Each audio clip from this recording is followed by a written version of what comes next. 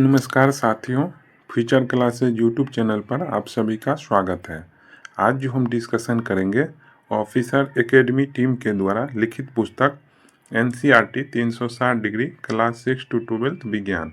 तो इसी बुक से आज जो है कि क्लास 9th का चैप्टर नंबर 7 का डिस्कशन करेंगे, जिसका नाम है गति। और जो भी साथी GK GS और करंट अफेयर्स का टेस्ट देना चाहते हैं वो सभी साथी टेलीग्राम ग्रुप से जुड़ जाइए। टेलीग्राम ग्रुप का लिंक कमेंट बॉक्स में मिलेगा।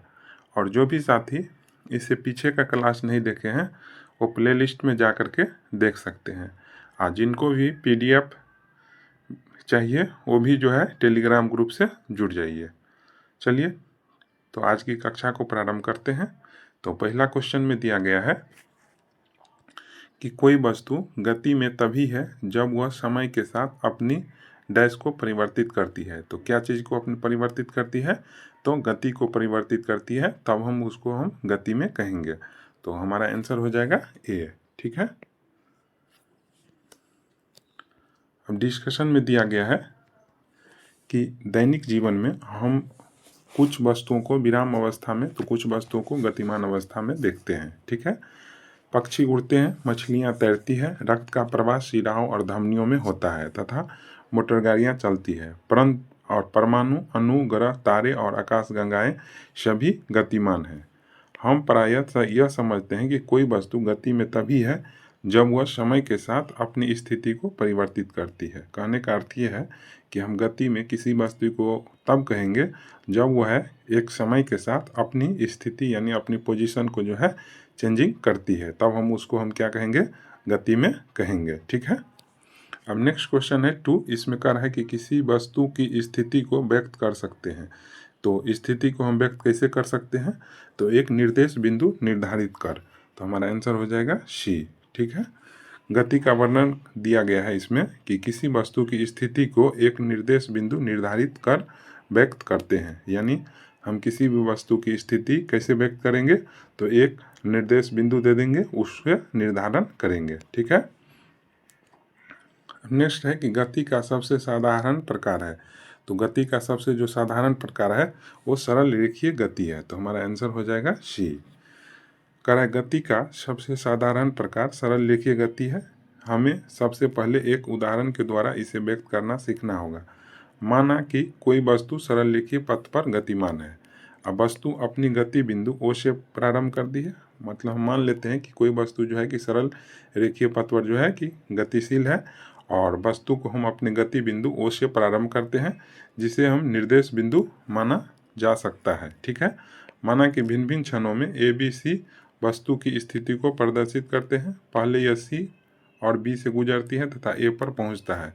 इसके पश्चात यह उसी पथ पर लौटती है और बी से गुजरते हुए सी तक पहुंचती है। अब नेक्स्ट क्वेश्चन है 4। इसमें कह रहा है कि वस्तु की प्रारंभिक व अंतिम स्थिति के बीच की न्यूनतम दूरी को क्या कहते हैं? जैसे कि वस्तु की प्रारंभिक यानी प्रारंभिक कहने का अर्थ मान लीजिए कि है कि ये सरल रेखा है, यहाँ से हम प्रारंभ करते हैं तो ये प्रारंभिक हुआ और ये जो है कि अंतिम बिंदु हुआ। तो इसके बीच की जो है कि न्यूनतम दूरी है उसको हम क्या बोलेंगे? यानी यहाँ से यहाँ तक का जो दूरी है इसको हम क्या बोलेंगे? विस्थापन बोलेंगे। तो हमारा आंसर हो जाएगा सी। ठीक है। अब नेक्स्ट क्वेश्चन है 5। इसमें कह रहा है निम्नलिखित में सही कथन का जो है कि चयन करना है। ठीक है। तो कह रहा है विस्थापन दूरी के बराबर हो सकता है? तो नहीं, विस्थापन जो है एक मतलब सबसे न्यूनतम दूरी होता है और जो दूरी होता है वो चाहे वो टेढ़ा मेढ़ा हो चाहे सीधा हो तो उसको हम दूरी बोलते हैं। ठीक है। तो ये गलत है। विस्थापन शून्य भी हो सकता है। सही है कि विस्थापन जैसे कि शून्य भी हो सकता है। अब कैसे शून्य होगा? जितना गया उतना ही आ गया। तो ये विस्थापन शून्य भी हो सकता है। अब तय की गई दूरी जो है कि कभी भी शून्य नहीं होगी। तो ये भी सही है। तो हमारा आंसर हो जाएगा बी। केवल 2 और 3 सही है। ठीक है।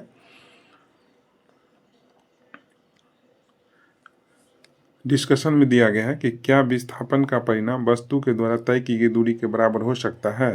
तो ये चित्र में जो है कि दिया गया है कि उदाहरण को लेते हैं कि ओ से ए तक वस्तु की गति के लिए तय की गई कुल दूरी 60 किलोमीटर है। यानी ओ से ए की दूरी जो है कि यहाँ से यहाँ तक की दूरी हम मान लेते हैं कितना है?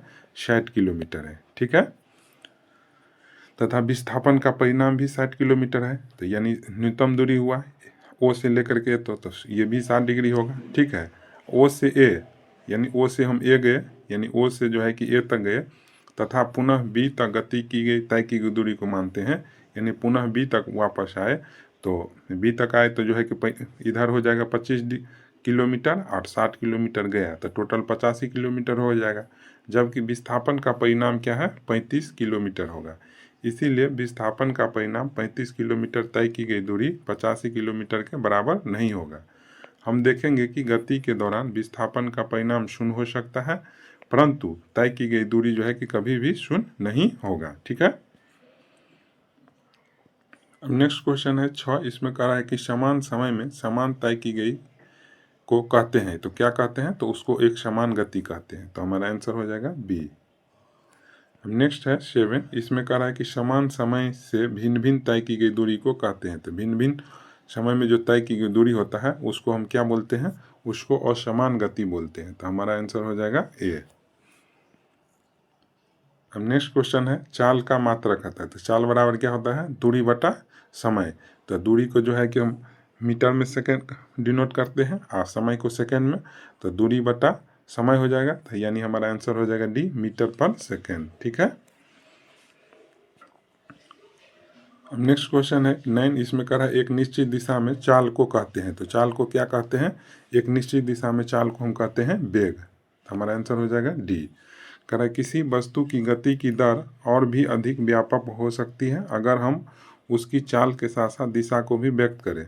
वह राशि जो इन दोनों पक्षों को व्यक्त करती है उसे हम वेग कहा जाता है।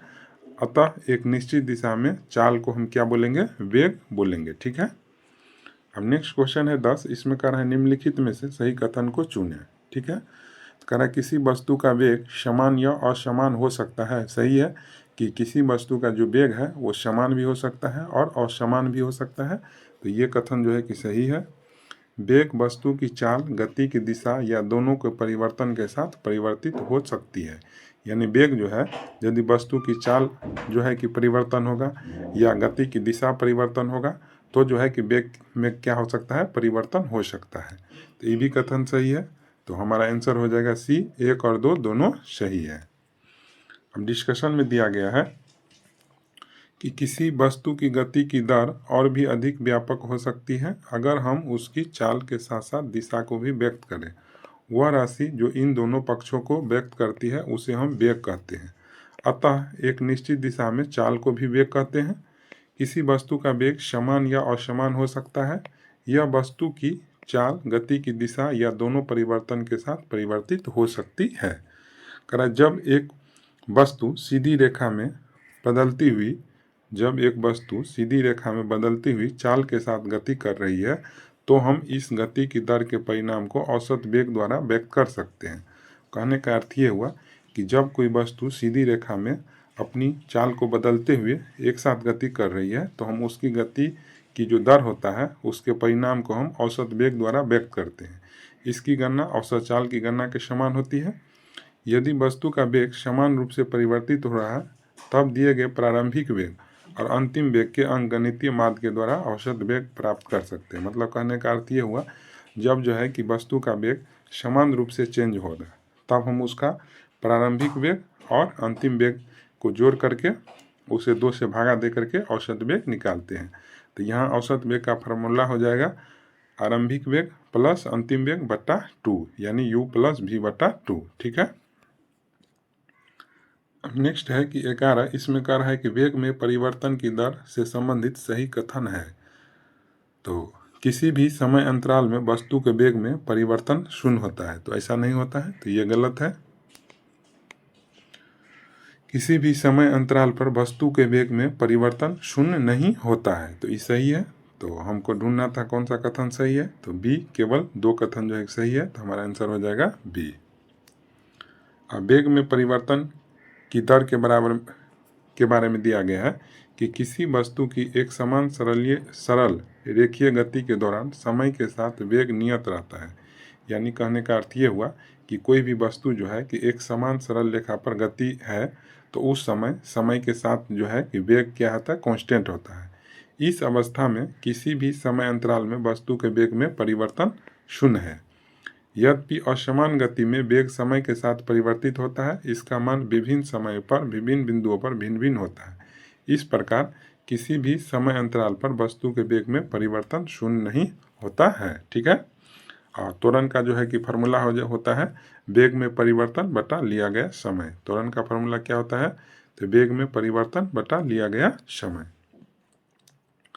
अब नेक्स्ट क्वेश्चन है 12। इसमें कह रहा है कि एक गति का समीकरण दी गई है u प्लस at। इसमें u क्या है? तो u क्या है?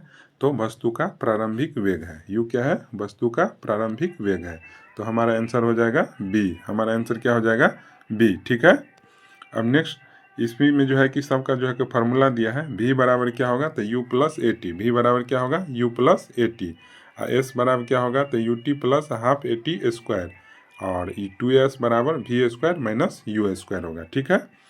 अब नेक्स्ट क्वेश्चन है कि 13। इसमें कह रहा है कि निम्न में से वृत्तीय पथ पर दौड़ता हुआ एथलीट डैश का उदाहरण है। तो किसका उदाहरण है? तो त्वरित गति का उदाहरण है। किसका उदाहरण है? त्वरित गति का। तो हमारा आंसर हो जाएगा बी। ठीक है। डिस्कशन में दिया गया है कि यह देखा गया है कि पथ की भुजाओं की संख्या में वृद्धि के साथ ही एथलीट को अपने मुड़ने की संख्या में वृद्धि करनी पड़ती है। अगर हम अनिश्चित रूप से पथ की भुजाओं की संख्या बढ़ाएं तो भुजाओं का आकार कैसा होगा? यदि आप ऐसा करते हैं तो आप पाएंगे कि सभी भुजाओं की लंबाई घट करके एक बिंदु के समान हो जाएगी। पथ का आकार लगभग वृत्त के समान हो जाता है। अगर एथलीट एक वृत्तीय पथ पर एक नियत परिणाम वाले वेग के साथ दौड़ता है तो उसमें क्या होता है? वेग में परिवर्तन केवल गति की दिशा में परिवर्तन के कारण होता है। इसीलिए वृत्तीय पथ पर दौड़ता हुआ एक एथलीट त्वरित गति का एक उदाहरण है। तो इस प्रकार आज का डिस्कशन हो गया। आशा करते हैं आप सभी साथियों को अच्छा लगा होगा। अच्छा लगा हो तो चैनल को सब्सक्राइब कीजिए, लाइक कीजिए, अपने दोस्तों के पास शेयर कीजिए। धन्यवाद।